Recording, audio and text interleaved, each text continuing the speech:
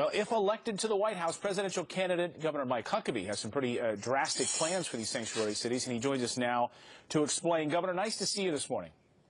Great to be with you guys. You know, I think the sanctuary city idea has proven to be a total disaster. This is where a government at the local level is essentially flaunting the law and says, we're not going to obey it. We're going to harbor people who have been committing crimes. If I do that as an individual, then I am aiding and abetting.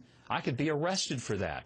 I'm amazed that people would defend the idea of keeping criminals from being arrested or deported when they have done harm to people. It's just crazy. It's outrageous. It is absolutely outrageous, and we just had a legal debate on it, this very issue, and it's unconscionable that you could go around federal law.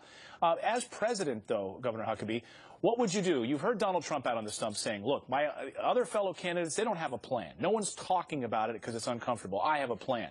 But you do have a plan. Tell us about it. Well, I've said several times. First, we've got to end the catch and release program that the president has put in place. That's a disaster. Stop federal funding to sanctuary cities. Nothing will get their attention like the checkbook, believe me. As a person who ran a state, when you start thinking you're going to pay a price, that'll get your attention, and that will get their attention. Another thing we need to do is to treat these Mexican drug cartels, or any drug cartels, doesn't matter where they come from, treat them as terrorist organizations, because that's what they are. And we need to be very, very clear that we're not going to harbor criminals through sanctuary cities. That is simply not going to be the case. But let me say this. We've got to be very careful that we don't try to say that every person who comes to America is coming because they want to rape or murder somebody. That's unfair to the millions of people, not just from Mexico or Central America, but from all over the world who have come to America because they love this country and they want to achieve what many of us have been so blessed to be able to achieve, the American dream. Governor, just crossing the AP wires in the past couple of minutes is that there appears to be a preliminary deal in the works in Vienna as it relates to the Iran nuclear deal. They say it could be announced as early as tomorrow. Everybody's been talking about immigration. You've spent a lot of time talking not only about the threat from Iran, the negotiations, but also about Israel, and you have a new ad out talking about that. I want to play the ad and then get your thoughts.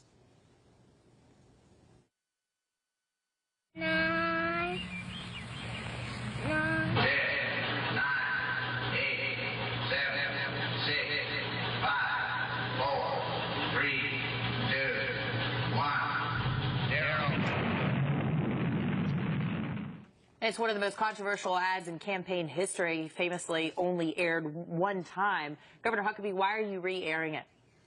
I'm reminding people that nuclear threats are real and we can't take them lightly. To do anything that would let the Iranians move toward nuclear capacity is absolute insanity.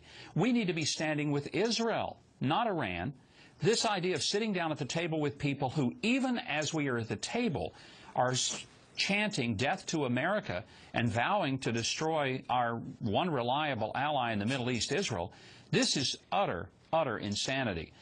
I don't know why in the world we think we can trust the Iranians. They've never, ever kept a deal they've made.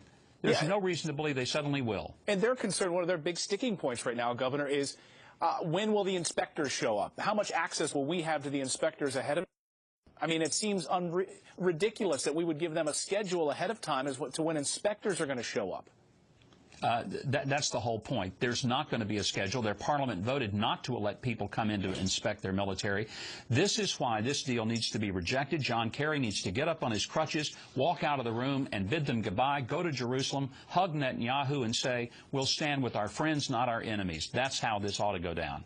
Governor Huckabee, always great to see you here on Fox and Friends. Thanks so much for joining us.